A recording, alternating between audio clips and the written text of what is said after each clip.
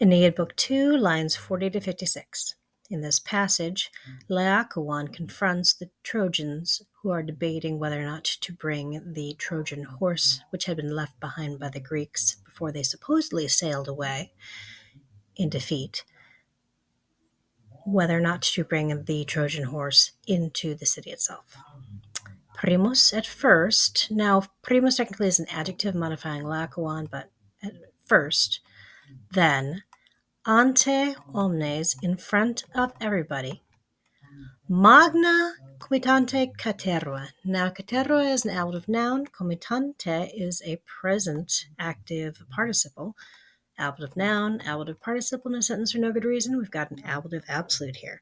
So, while, since, or although a great crowd gathers round, with that main verb present tense, Laocoon ardens here, present active participle, also modifying Laocoon.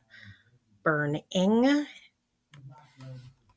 being eager, runs down from the top of the citadel.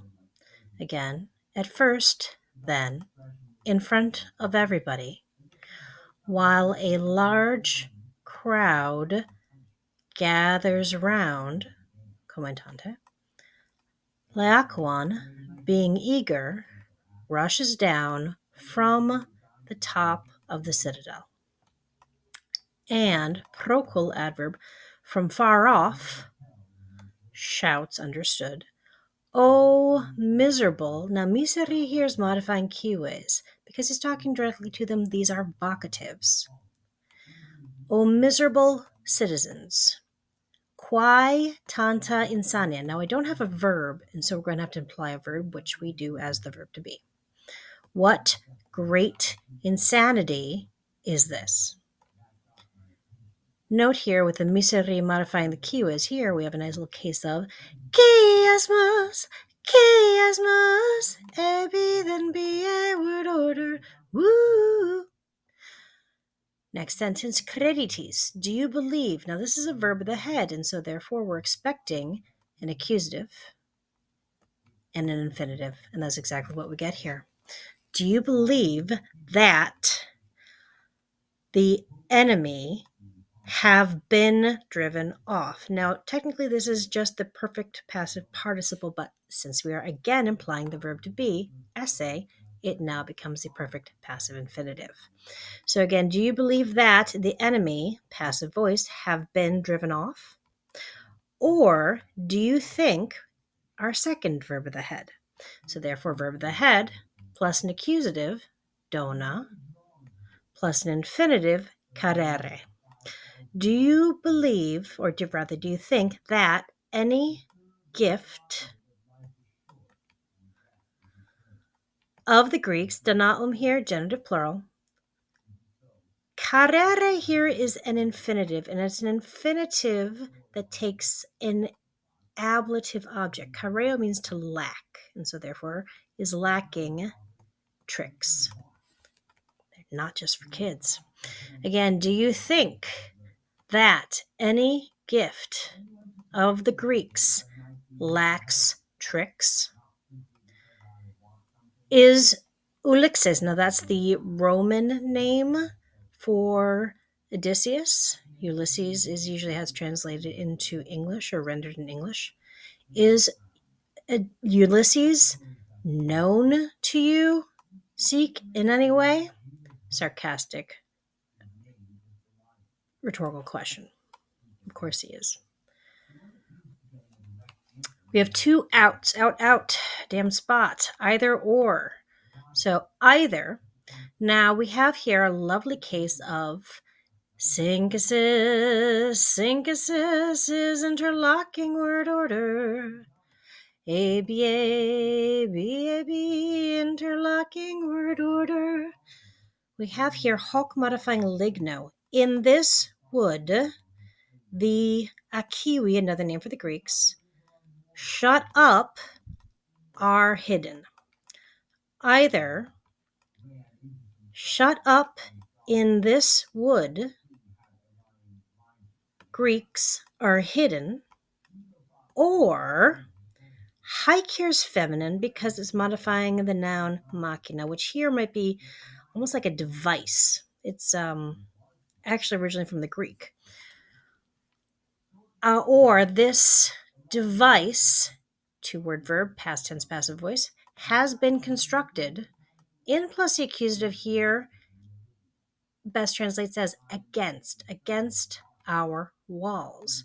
Now, if you're choosing to take the hike with the machina and the nostros with the muros, we have yet another example of synthesis. Synthesis is interlocking word order. ABA, BAB, interlocking order. But the fabricata is right between the two of them. Inspectura here. You are the future. Never forget that. We have here a future active participle. Now, it is future active participle, which we usually translate as intending to, but here I'd recommend translating it almost like the Greek future participle does, for purpose, in order to. So, what's that device doing here? In order to look into our homes and to come into the city. That's one of those poetic dative of place to which, dative of location.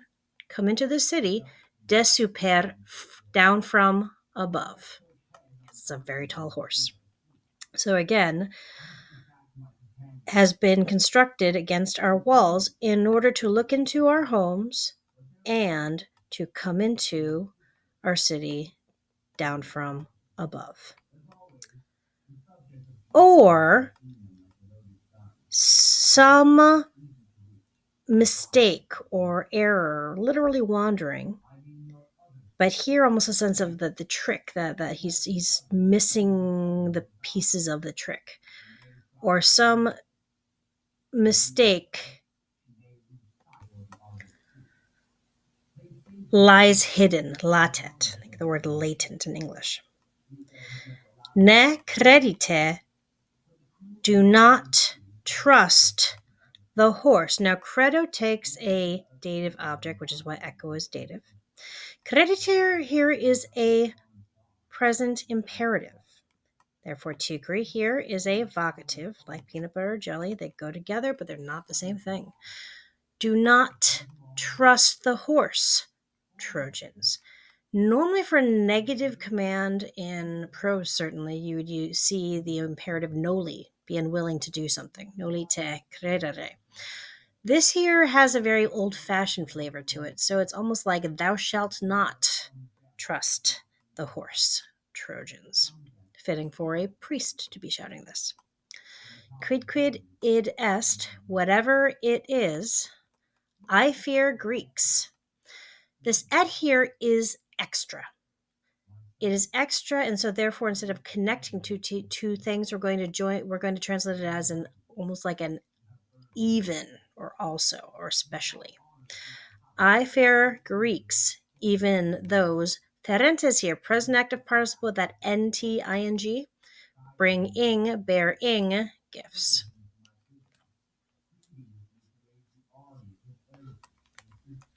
Ferentes here, of course, modifying danaos. Thus speaking, thus after speaking. Now this is from the verb for fari fato sum. This is nothing to do with fate. Instead, it's from the verb, it's a verb of speaking. It is deponent, looks passive, translates active. It's related to the Greek phemi, from which we get words like blasphemy or euphemism. Thus speaking, thus after speaking, validis viribus here, ablative of manner, with a huge or with strong strength. Sounds better in the Latin.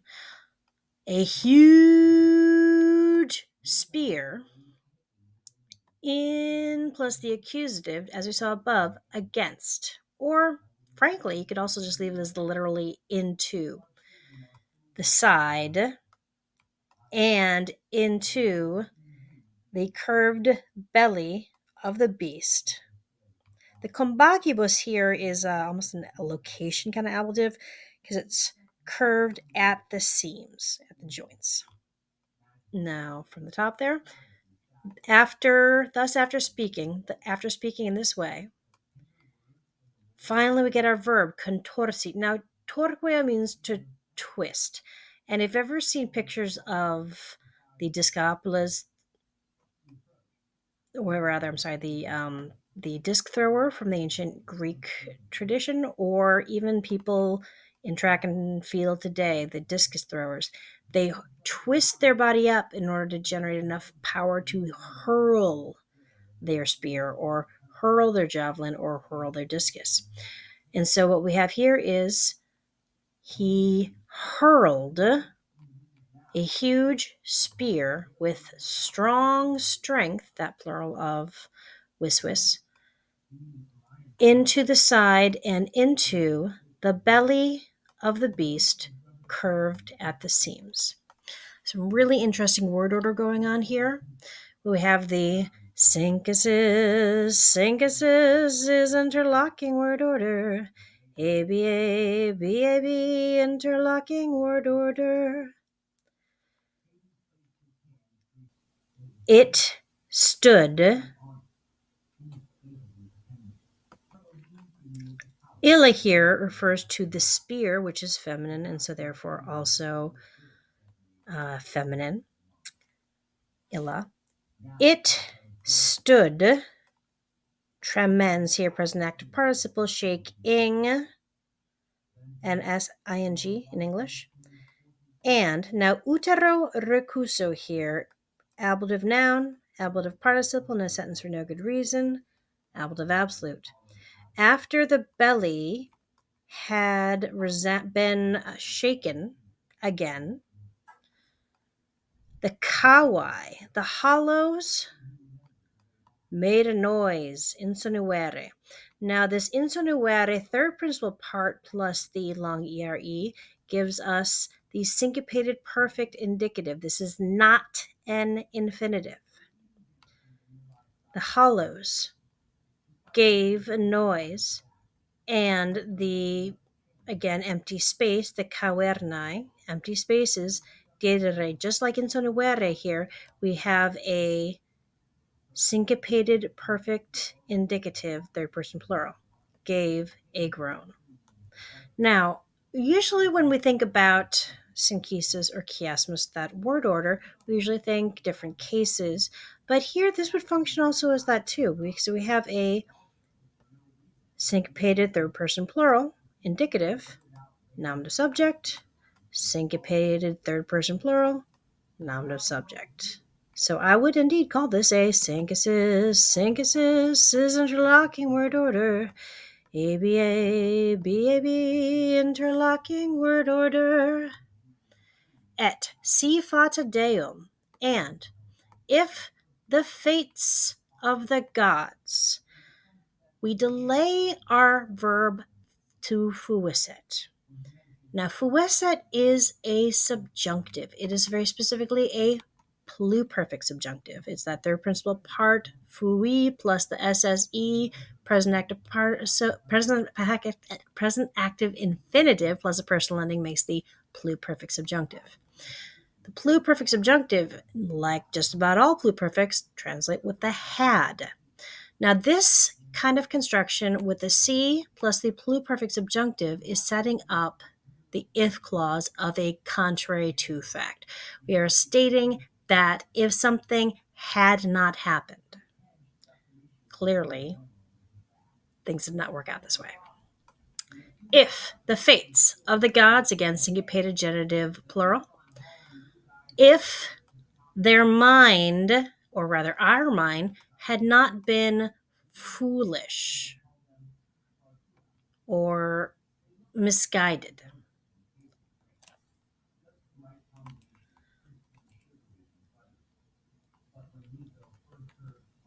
Implulerat here, the verb, has as its subject an implied laquan. And normally, after we have a C plus a pluperfect subjunctive in the if clause, the then clause, aka an apodosis, you would expect some kind of Pluperfect subjunctive as well. That is not what we get here. Virgil gives us the pluperfect indicative just for extra effect, that he would have forced us understood to foedare, to foul, to dirty, to desecrate. Because remember, the Trojan horse was considered a sacred religious object. It was dedicated to Minerva. He would have forced us to foul the Greek, and another name for the Greeks, the Greek hiding places with iron, aka weapon. Another example of when I say that salt is sea, I employ metonymy. And Troy now would stand. Staret here, another subjunctive, but this time it's an imperfect subjunctive, because unlike the fuisset, the past contrary to fact, past event that did not actually happen, this is referring to a present situation that is not actually the present situation. Troy now would stand. You need to translate this then clause of the contrary to fact as a would. And the high citadel of Priam. We're expecting a T, but Virgil switches it up by giving us an S ending on this verb. We have here a second person singular. He is directly talking to the high citadel of Priam. Not gonna lie, I don't know what kind of a conversationalist that particular high citadel is, but since Virgil, or rather Aeneas, as the character in Virgil's Aeneid, is speaking directly to the high citadel, it counts as apostrophe, talking, addressing someone, something that is not actually there. You, high citadel of Troy, you citadel of Priam, would remain. Sadly, for all people involved here, these are contrary to facts. Troy does not now stand, and you, high citadel of Priam, do not remain.